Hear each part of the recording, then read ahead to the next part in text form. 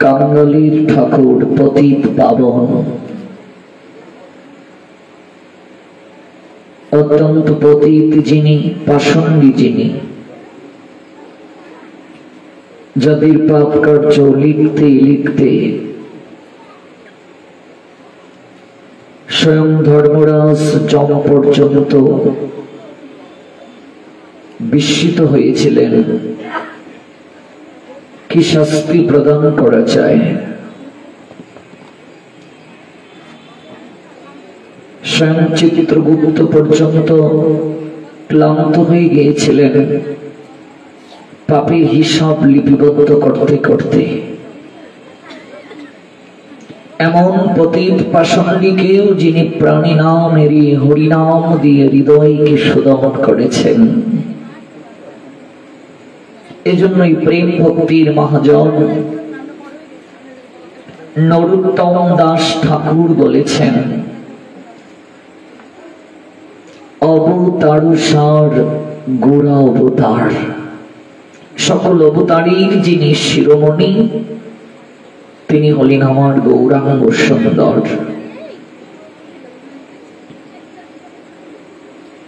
যার উপরে শ্রেষ্ঠ আর কেউ নেই।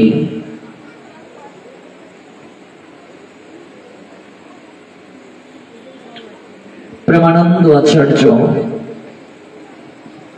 তিনি আপন মমত্বে জগৎ জীবকে জানালেন, এমন গৌরাঙ্গ বিনে নাই আর। হেন অবতার হবে কি হয়েছে, হেন প্রেম পরচার।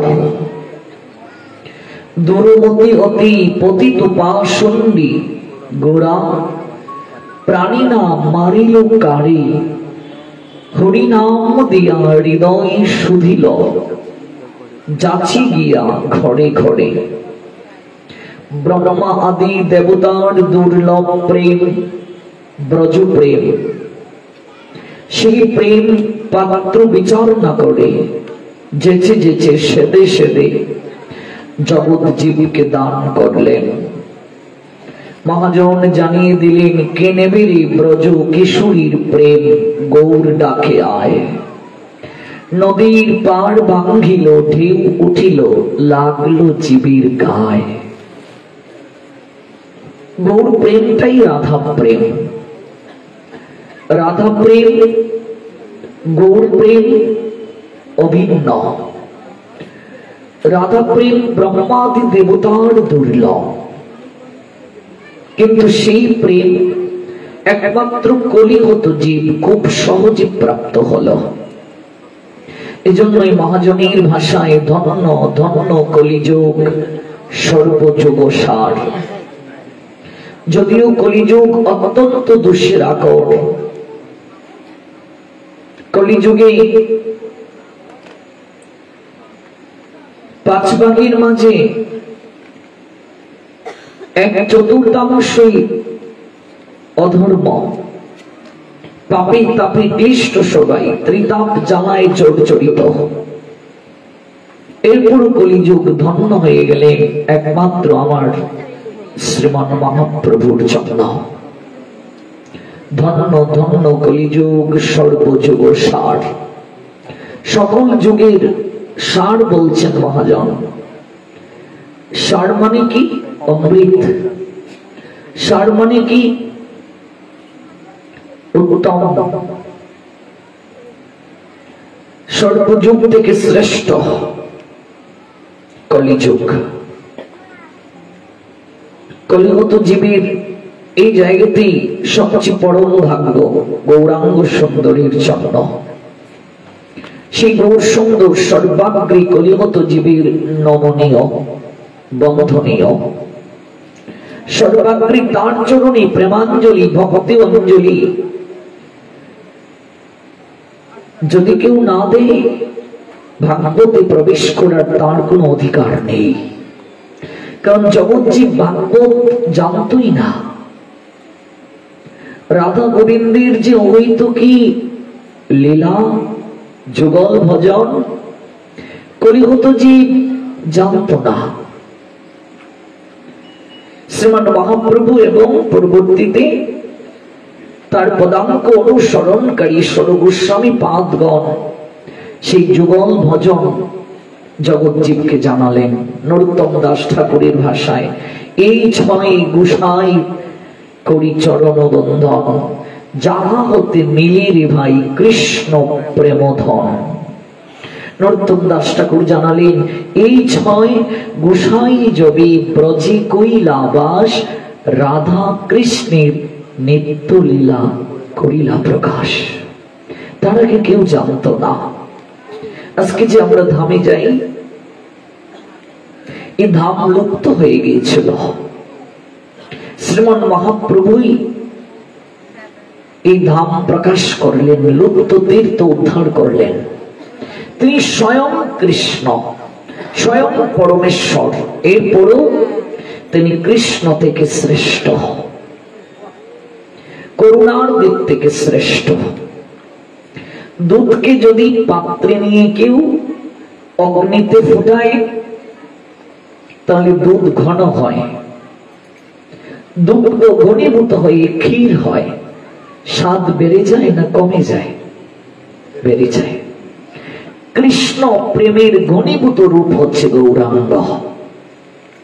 কৃষ্ণ প্রেমের ঘনীভূত রূপ গৌরাঙ্গ। যদিও কৃষ্ণই গৌরাঙ্গ, স্বয়ং পরমেশ্বর, কিন্তু করুণার দিক থেকে গৌরাঙ্গ শ্রেষ্ঠ, কৃষ্ণ থেকেও শ্রেষ্ঠ করুণার দিক থেকে।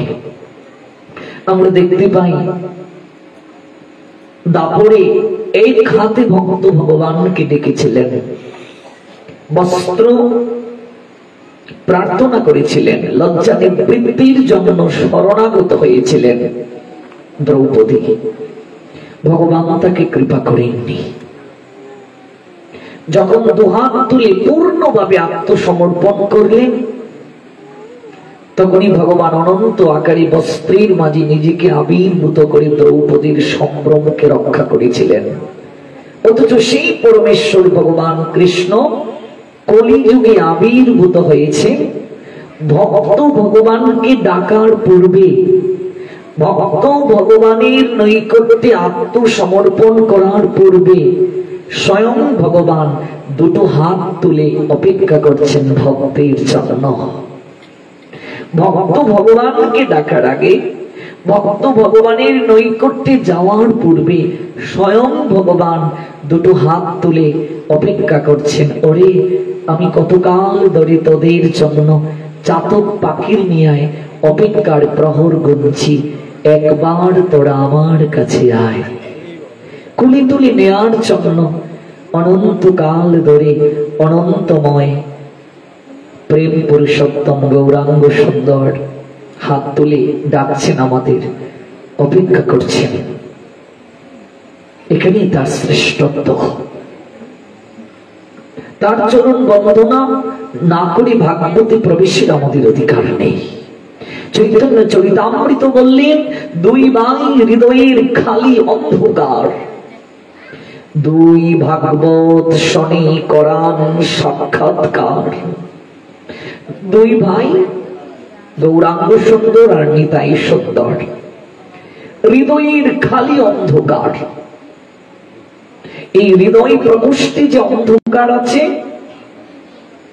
সেই অন্ধকারকে দূর করার জন্য দুই ভাগবত সঙ্গে সাক্ষাৎকার করিয়ে দিয়েছেন। এক ভাগবত বড় ভাগবত শাস্ত্র, আরেক ভাগবত ভক্ত রসময় পাত্র। এই ভাগবত স্বয়ং ভাগবত, আরেক ভাগবত ভাগবতের কথা জগতে যিনি প্রচার করেন তিনিও ভাগবত সমতুল্য। দুই ভাই গৌর এবং নিতাই জগৎ জীবকে এই দুই ভাগবতের সঙ্গে সাক্ষাৎকার ঘটিয়ে দিয়েছেন। শব্দটি আছে সাক্ষাৎকার। সাক্ষাৎ শব্দের অর্থ কি? আমরা বলি তার সঙ্গে দেখা হলো, তার সঙ্গে সাক্ষাৎ হলো। পার্থক্য কি? দেখা হলো দৃষ্টি বিনিময়। আপনি রাস্তা দিয়ে যাচ্ছেন, কারো উপর আপনার দৃষ্টি নিবদ্ধ হলো, এটিকে বলে দেখা। সাক্ষাৎ কাকে বলে? যখন আপনার অন্তরিকতা তার সঙ্গে বিনিময় হবে তখন তাকে বলে সাক্ষাৎ। দেখা, সাক্ষাৎ এই দুটো শব্দের মাঝে পার্থক্য আছে। দেখা হলো দৃষ্টি বিনিময়, সাক্ষাৎ হলো ভাব বিনিময়। গৌরসুন্দর আসার পূর্বে, আমার মহাপ্রভু আসার পূর্বে ভাগবতের সনে, ভগবানের সনে এমন করে সাক্ষাৎকার ছিল না। মানুষ জানতো ভগবান আছেন, মানুষ জানতো ভগবান আসেন, কিন্তু মানুষ কখনো জানতো না ভগবান এমন করে ধুলার পৃথিবীতে এসে ধুলার মানুষের সঙ্গে আলিঙ্গন করতে পারেন। মানুষ কখনো জানতো না ভগবান ধুলার পৃথিবীতে এসে ভগবান মানুষের সঙ্গে এমন করে মিশে যেতে পারেন।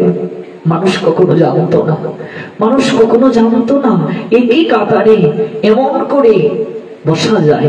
দেখেছো কি মন, ব্রাহ্মণ চন্দালে করি কুলাকুলি। গৌর আসার আগে আমার গৌর আসিল, একই কাতারে বসিল, আহা কি মধুর রঙ্গ। গৌর হরি আসার আগে এমন ছিল না গো।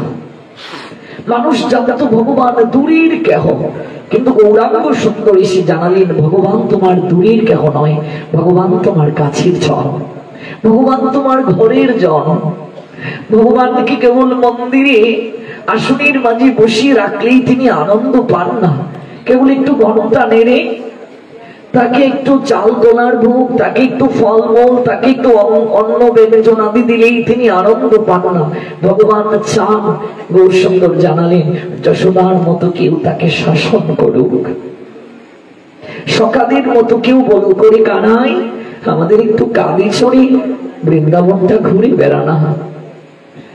গৌর হরি এসে জানালেন কেউ প্রেমময়ীর মতো তাকে বর্ষনা করুক, অভিমান করে। এটা গৌরাঙ্গ সুন্দর আগে, সুন্দর আসার আগে জগতের জীব কেউ জানে নাই। তিনি এসে ভাগবতের সঙ্গে সাক্ষাৎকার ঘটিয়ে দিলেন।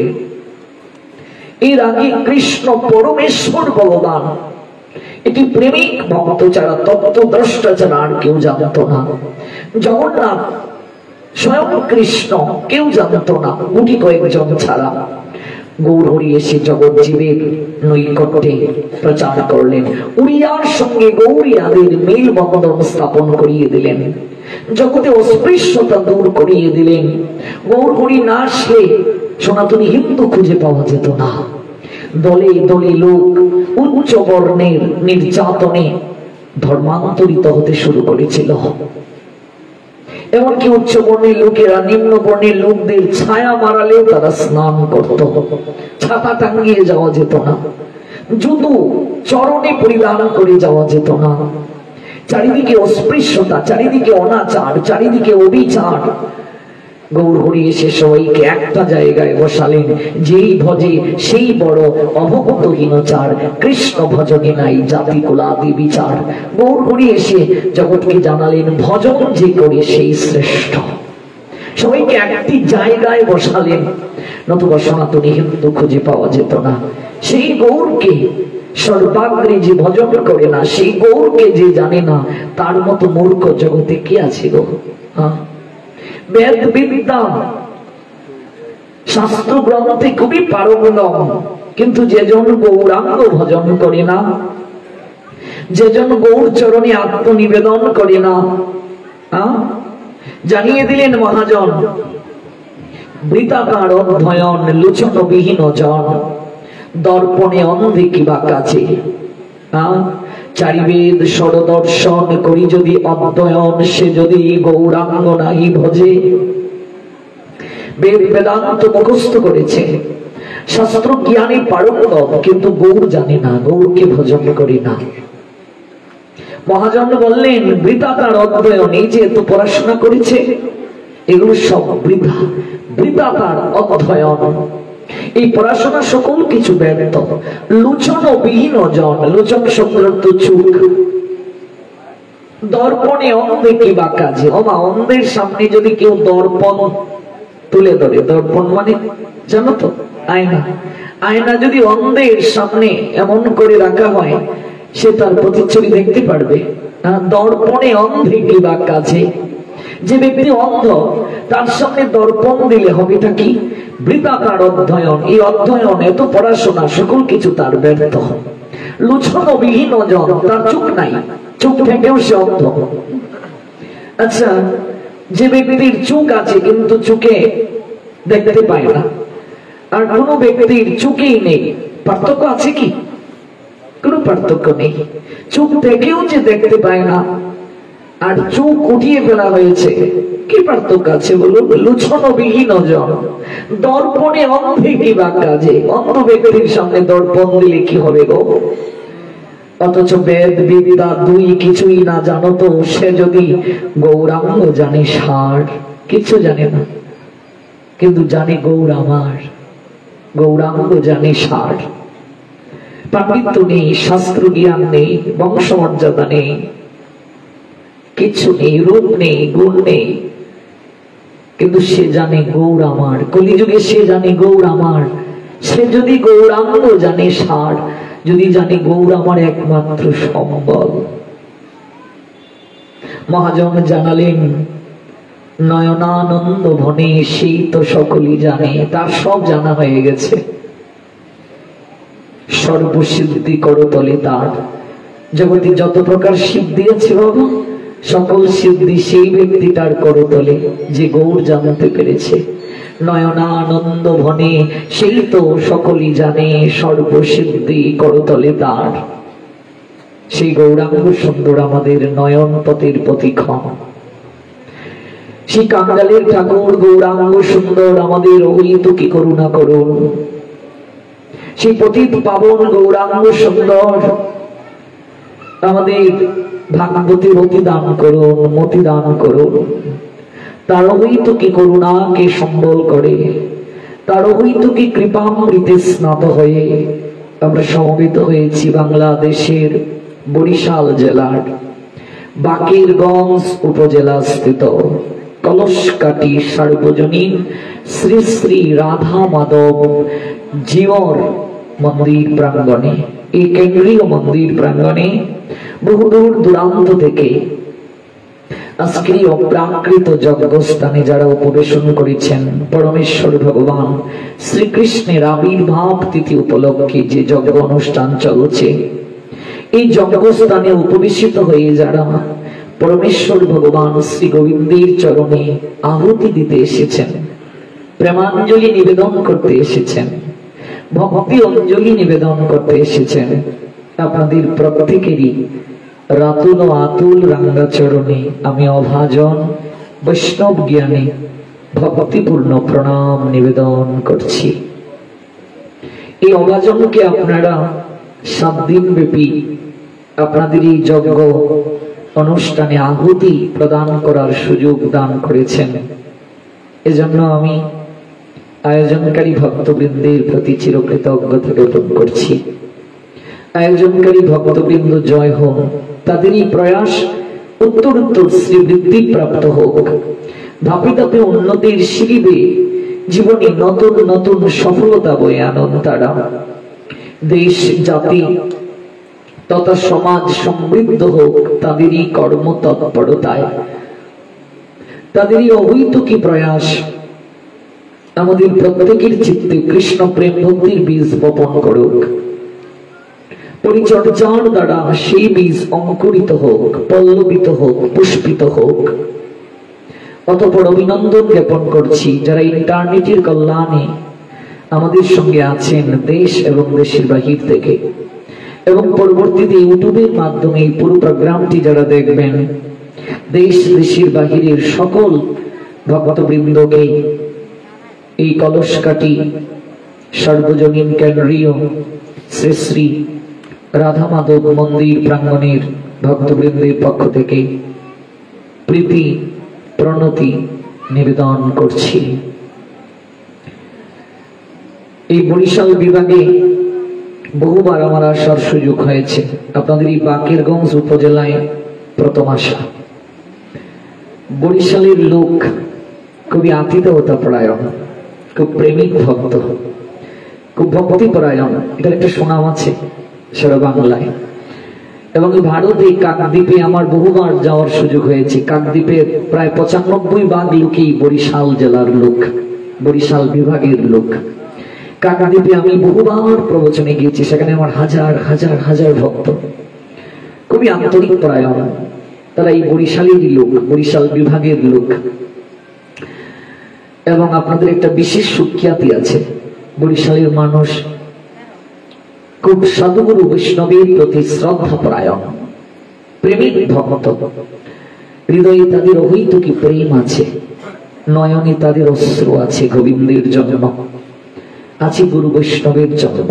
এই সম্পদটা সবার থাকে না বাবা। এই সম্পদ যাদের আছে তাদের সব আছে। এই সম্পদ যাদের আছে, প্রেম সম্পদ, তারাই তো জগতে শ্রেষ্ঠ ধনী। শ্রীমন মহাপ্রভু বলেছিলেন, কৃষ্ণ প্রেম ধন বিনা ব্যর্থ দরিদ্র জীবন। এই জগৎ সংসারে দরিদ্র কে জানো বাবা? যার কৃষ্ণ প্রেম সম্পদ নাই। যে কৃষ্ণ ভজন করিনি তার মতো কাঙ্গাল জগতে আর কেউ নেই। যে কৃষ্ণ ভজন করতে পারলো না তার মতো অভাবী জগতে আর কেউ নেই। এই জন্য মহাপ্রভু জানিয়ে দিয়েছিলেন, কৃষ্ণ প্রেম ধন বিনা ব্যর্থ দরিদ্র জীবন। দাস করি বেতন মুড়ি দেহ প্রেম ধন। দাস করি বেতন। কারো বাড়িতে যদি কেউ কাজ করে বাবা, দিন শেষে দেখবে সন্ধ্যাবেলায় তাকে একটা মাইনা দেয়া হয়। মাসব্যাপী কোন কর্মচারী কোথাও কাজ করছে, মাস শেষে তাকে একটা বেতন দেয়া হয়। বছর শেষে কোন লোক কাজ করেছে, বছরব্যাপী চুক্তি, তাকে একটা বেতন দেয়া হয়। গৌরহরি বললেন যে আমি সারাদিন কাজ করে দেব, যা বলবে সকল কার্য আমি করব। বৈষ্ণব চরণে আকুতি নিবেদন করে গৌরহরি বললেন, কিন্তু তার প্রতিদানে আমায় তো একটা বেতন দেবে, কিন্তু এই বেতনটা আমি অর্থ চাই না, বিবিত বৈভব চাই না। দাস করি বেতন মুড়ি দেহ প্রেম ধন। আমি বেতন চাইছি কৃষ্ণ প্রেম ধন। বেতন সদৃশ আমাকে কৃষ্ণ প্রেম ধন ভিক্ষা দাও, ভক্তি সম্পদ দাও, প্রেম সম্পদ দাও। এই প্রেম সম্পদ যার আছে জগতে তার সব আছে। আপনার সব আছে, কিন্তু আপনার প্রেম সম্পদ নেই। আপনার মতো কাঙ্গাল জগতে কেউ নেই, দরিদ্র কেউ নেই। আমরা ভগবানকে সব দিতে পারি মা, ভগবানের জন্য সুন্দর করে মন্দির বানিয়ে দিতে পারি, ভগবানের জন্য ভূমি দান করতে পারি, ভগবানের জন্য আমরা শাক সবজি ফল মূল ক্রয় করে তার সেবার জন্য দিয়ে আসতে পারি। আমরা ভগবানকে বস্ত্র অলঙ্কার দিতে পারি, টাকা আছে। কিন্তু বলুন তো মুখে হাত দিয়ে মন কজন দিতে পারি? ভগবান তো গীতায় একই কথা দুটো শ্লোকে বললেন, মন মনা ভব, তোমার মনটা আমায় দাও। আর কিছু চাননি ভগবান, আর কিচ্ছু দিতে বলেননি। সব দিতে পারি, মন দিতে পারি না। মন দিলে তো মদন মোহনকে পাওয়া হয়ে যায়। মন দিলে মন মুখিনী প্রেমময়ী রাধারানী আপনার হয়ে যাবেন। সব দিতে পারি আমরা, মন দিতে পারি না। আর ভগবান আমরা যা কিছু দিচ্ছি কিচ্ছু দিতে বলেননি, বললেন তোমার মনটা আমায় দাও। এই বরিশাল বিভাগের লোকের আমি যত জায়গায় প্রবচন করেছি, ভোলায় আমি 57 দিন প্রবচন করেছি এক নাগাড়ে, ভোলা জেলায়। অনেক ভক্ত আসবে আপনাদের এখানে প্রবচনে ভোলা থেকে। আজও একজন মাতাজি প্রাথমিক স্কুলের শিক্ষিকা, তিনি রওনা দিয়েছেন আপনাদের এই পাঠে আসার জন্য। ভোলাতে আমার অনেক ভক্ত। 57 দিন প্রবচন করেছিলাম ভোলায়, পটুয়াখালীতে, বাউফলে, বহুবার এসেছি, আশেপাশে বহুবার এসেছি আপনাদের এখানে। আমি দেখেছি এই অঞ্চলের মানুষ খুবই সরল, খুবই সরল। তারা অর্থবিত্ত বৈভবের থেকেও সারল্যতা তাদের বেশি, ভক্তিটা তাদের বেশি, প্রেম তাদের বেশি। কাজেই আমি আপনাদের নৈকট্যে তুচ্ছাতি তুচ্ছ, নগণ্য, কীটানুকীট আপনাদেরকে শেখানোর জন্য আসিনি, আপনাদেরকে কিছু জানাবো সেজন্য আসিনি। আমি এসেছি আপনাদের কাছ থেকে প্রেম নেয়ার জন্য, ভক্তি নেয়ার জন্য এসেছি, আপনাদের সঙ্গে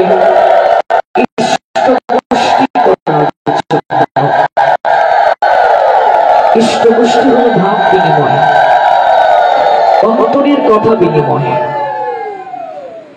ইষ্টগোষ্ঠী হল অন্তরের সঙ্গে অন্তরের কথা বিনিময়।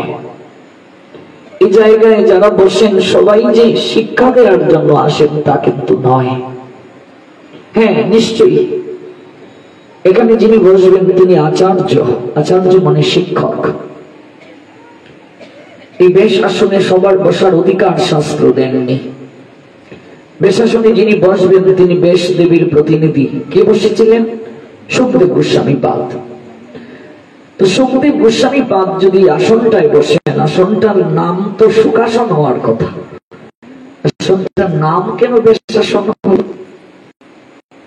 বেশ আসন সাধারণ ভক্ত থেকে কমপক্ষে 3.5 হাত উপরে হতে হবে। কাল একটু উঁচু করে নেবেন।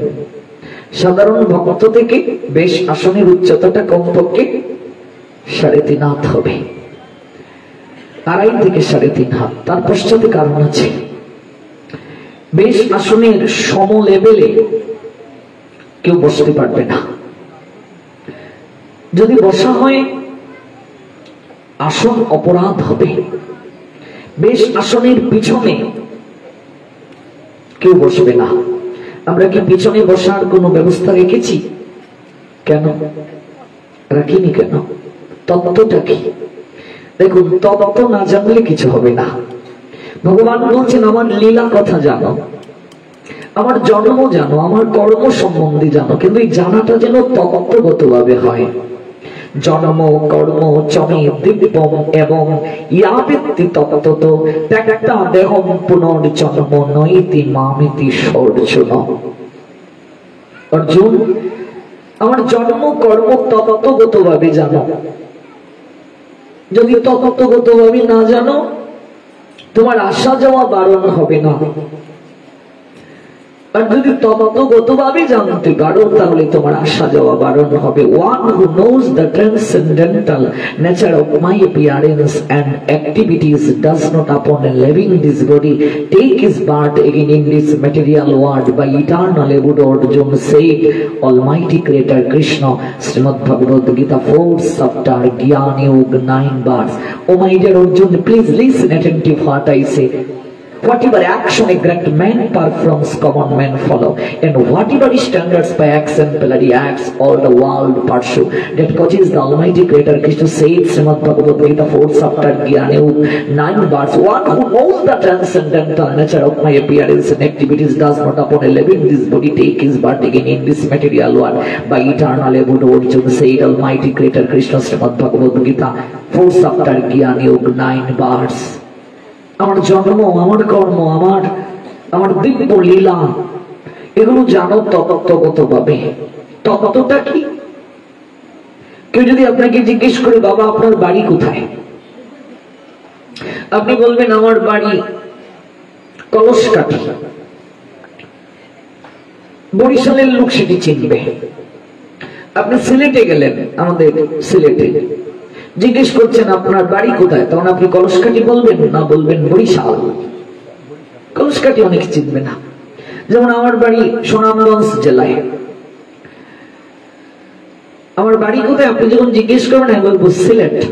সুনামগঞ্জ থেকে সিলেটটাকে মানুষ ভালো চেনে। যখন আপনি কোন জেলার মাঝে থাকবেন তখন আপনি উপজেলার পরিচয় দেবেন, সবাই চিনবে।